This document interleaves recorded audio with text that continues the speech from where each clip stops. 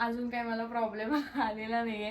देवाच्या कृपेने एकदम इवले पाय घरात यावे असे आता ना 2 महिने होत आलेले आहेत, पण मला अजून पिरियड्स आलेली नाहीये. भूमी थोडं तू आता आराम कर, थोडं जास्त काम करू नको, इकडे हा, तिकडे पण फिरू नको जास्त. त्यांच्याशी कॉलवर बोलणं झालं तर त्यांनी सांगितलं का सोनोग्राफी करून घ्या.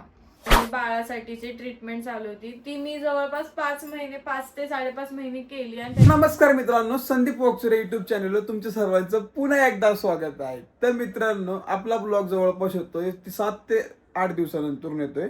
कारण की एवढे दिवस झाले. कारण की काय इतके उशीर येतो माहितीये का? कारण तुम्हाला भूमीच सांगा ना आता काय झालं होतं भूमी. कारण आम्ही मुंबईला गेलतो. थांबा 1 मिनिट फोन. कारण आम्ही मुंबईला गेलतो, माझ्या मम्मीची तब्येत खराब होती, तर मम्मीला बघायला आम्ही दोघं जण मुंबईला गेलो होतो. तिथंच आम्ही म्हणजे गेलो होतो 1 दिवसासाठी, पण राहून आलो आम्ही. आणि मेन म्हणजे मम्मीचं पण बघणं झालं. आणि तुम्हाला माहितीये की मी मागच्या वेळेस ट्रीटमेंट चालू केली होती या PCOD वर, जो मला हे होतं, आणि बाळासाठीची ट्रीटमेंट चालू होती. ती मी जवळपास 5 ते 5.5 महिने केली आणि त्याच्यानंतर ना बंद केली.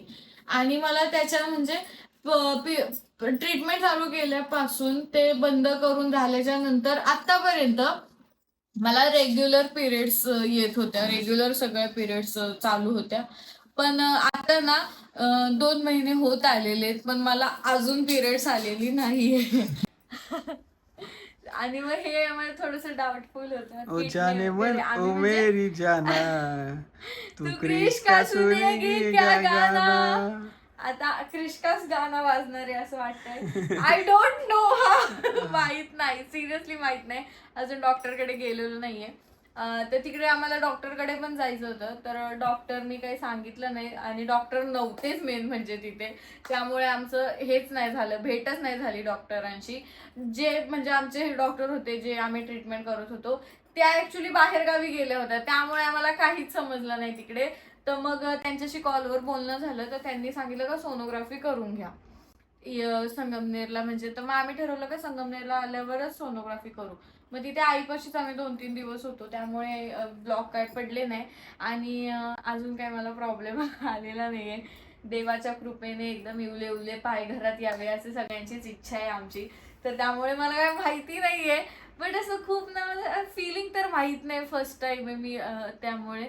पण असं ना हे वाटतंय, काय म्हणतात ना, लो फील होतंय, खूप जास्त लो फील होतंय. काही म्हणजे नाही का, असं पटकन उठू वाटत नाही, काम करू वाटत नाही, एकदम गळून गेल्यासारखं वाटतंय. तर मग ते हे आज तर किती वाजता उठली माहिती का? आज 9 वाजता उठली बाई. म्हणजे मला उठूच वाटत नाहीये. आणि मी हे सगळं मम्मींना बोलले का मला असं असं होतंय. मग मम्मीने मला म्हटलं की किती महिने झाले, तर मी सांगितलं आता 2 महिने होतील. तर मम्मी म्हटल्या का एक काम कर, तू थोडा आरामच कर, तू काही करू नकोस. मम्मी कशी म्हणते माहितीये का? भूमी थोडं तू आता आराम कर, थोडं जास्त काम करू नको, इकडे तिकडे फिरू नको, जास्त उड्या मारू नको, नाचू नको. म्हणजे कळत नाही तोपर्यंत, नाही का, असं मम्मी सांगत होते की अजून कळत नाही तोपर्यंत. असं मम्मी बोलत होते ना, मला कसं तरीच वाटलं. मग मला असं झालं, यार किती भारी. मला असं म्हणजे काय म्हणतात ना, स्वप्न रंगवावी नाही. ऍक्च्युली मला पहिले असं व्हायचं बरं का, 2-2, 3-3 महिन्यांनी पिरियड्स यायच्या मला, कारण PCODचा प्रॉब्लेममुळे. पण मला ना ट्रीटमेंट चालू केलं म्हणजे आता जवळपास आहे ना ते 5 महिन्यांनी अजून ट्रीटमेंट करून एक 7-8 महिन्यांपासून रेग्युलर पिरियड्स येत होती. पण आता हे 2 महिने झालेत काही पिरियड्सच आलेली नाही. म्हणजे मागच्या वेळेस बरोबर 2 महिने झालेले. आता उद्या 2 महिने पूर्ण होतील. मग आता त्याच्यानंतर बघू आता काय होतं. दुसरी गोष्ट मित्रांनो, अजून एक सांगायची तुम्हाला. तुमच्या भूमिका वहिनीची तब्येत एकदम अशी कमी झाली. आता बघायची तुम्हाला. उभं जाऊ का? तुझी अशी एकदम लुगड्यात दिसून राहिली. मी जास्त असं तुम्हाला सांगू, खरं बोललं गेलं ना, मी आता काका दिसून राहिलो नाही का, जास्त मोठा. हा ना, हे बघा लुकडी नाही, इकडे बघ, इकडे थोडीशी बारीक दिसते. ते बघा, थोडीशी बारीक दिसून राहिली. कमी केलेलं आहे. हे बघा, मला अचानक हे असं म्हटले का मी थोडीशी बारीक दिसते, म्हणून मी थोडंसं आरशात बघितलं, आई मी खरंच थोडीशी बारीक दिसते.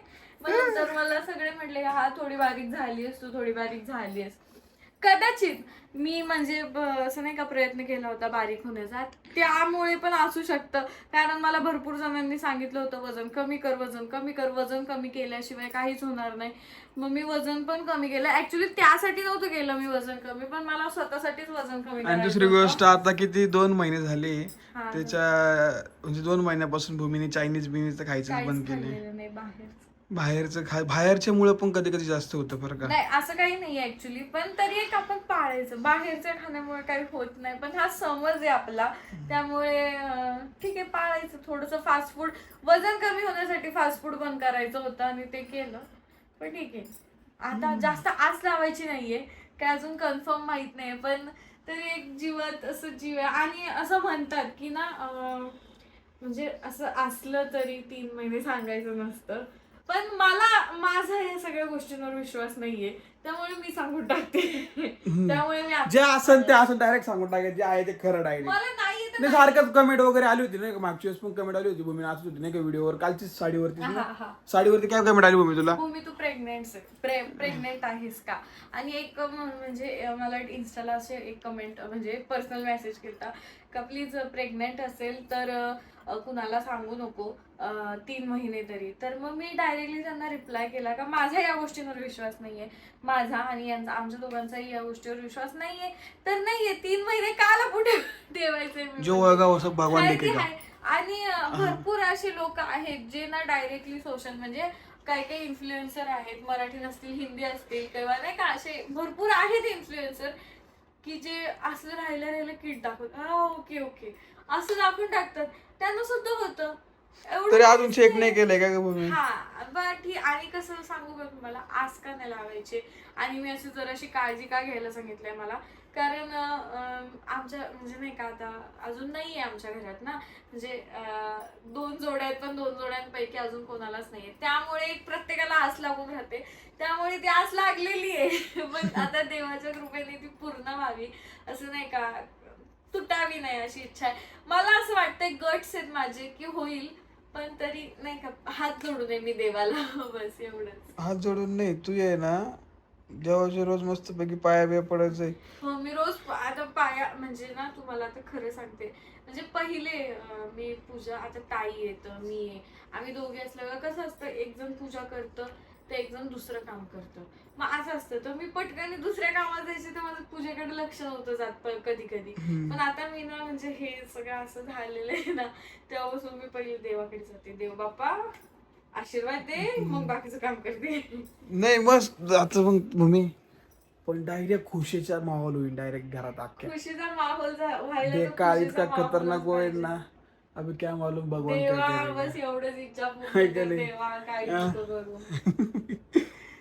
बस देवाला मी किती ठिकाणी जाऊन म्हणजे मीच नाही आम्ही सगळेच आमच्या दोघींसाठी घरातले सगळे आणि आम्ही दोघी सुद्धा प्रत्येक देवाला जाऊन प्रत्येक देवाच्या नवसं बोललेली आहे, प्रत्येक देवाला मागण्या मागितल्यात. हे कर देव, फक्त नाही का पोट पाणी पिकू दे, बाकी काहीच नको काहीच नको काहीच नको असं प्रत्येक देवाला म्हणत आलेलो आहे आतापर्यंत. आम्ही जर पूजा जरी करतोय, दिवाबत्ती जरी करतोय ना, तरी पण देवापुढे हात जोडून एवढंच गोष्ट बोलतोय की हे होऊ दे बस. बाकी त्याच्या व्यतिरिक्त कोणाच्याच मनात काहीच नाही. आणि आम्हाला आता कसली कमी पण नाहीये या गोष्टीशिवाय.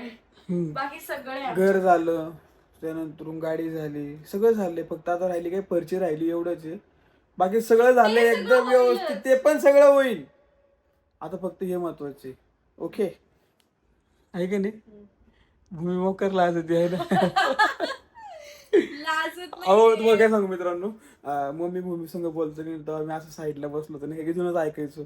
मस्त बोलत होती नाही का मम्मी भूमी सोबत, असं नाही असं कर, आता असं कर, आता तसं कर. इतका हसायचो मी, म्हणलं अरे हे क्या हो रहा है. म्हणजे कधी असं म्हणजे मला ना म्हणजे मी असं ऐकलंय दुसऱ्याला सांगतात, माझ्या मैत्रिणी असतील, माझ्या काही बहिणी असतील, त्यांना सांगताना म्हणजे त्यांच्या बाजूला त्यांना सांगताना ऐकलंय तू असं कर तू जसं कर. मग मी अशी ऐकायची तिला सांगते, पण ते आता मला सांगताय ना तर ते होते की सर थोडस कानाला वेगळंच वाटतं. लग्नाचा जसा पहिला अनुभव होता ना तसा या गोष्टीचा पहिला अनुभव. बस आता एवढी पण आस लावू नका, तुम्हाला सांगते मी कॅमेराच्या आडचे माणूस, तुम्हाला सांगून राहिले बस आता. नाही आता बघा मी जास्त असलो पण कसं आता असतं काय ना, फक्त कधी कधी 2 महिने आस झाले. लावलेली ना. 2 महिने झाले आता जाऊ दवाखान्यात वगैरे चेक वगैरे करून घेऊ. त्यानंतर पहिले काय असेल ते याच्यावर चेक काय म्हणतात ते किट. थर्मामीटर नाही किट ते पण किट वर मला आहे चेक ना करायचं. त्याच्यावर किट चेक करू वाटत नाही. मला असं वाटतं डायरेक्ट चेक करून घेऊ. बघू आता काय कारण होईल तसं. ना मला कोणी सांगितलं होतं, मला सांगितलं होतं माझ्या फ्रेंडने एका ती म्हणजे तिला बाळ वगैरे झालंय. ती म्हटली का ना किट मध्ये पटकन दाखवत पण नाही. तर त्यामुळे मी काय करणार आहे, किट मध्ये चेक करणार आहे, पण तरी सुद्धा मी दाखवलं तर ठीक, नाही जर दाखवलं ना किट मध्ये तरी सुद्धा मी सोनोग्राफी जाऊन करणार आहे. कारण किट मध्ये कधी कधी दाखवत नाही. चला आता बघूया काय होतंय काय नाही. तेच तर जाऊ जे आता होणार आहे ते दवाखान्यात होणार जाऊ नाही तर पहिले चेक करून घेऊ काहीतरी करू. तसं आम्हाला तिकडच्या डॉक्टरांनी सांगितलं होतं सोनोग्राफी वगैरे काढून घ्या. तर चला मित्रांनो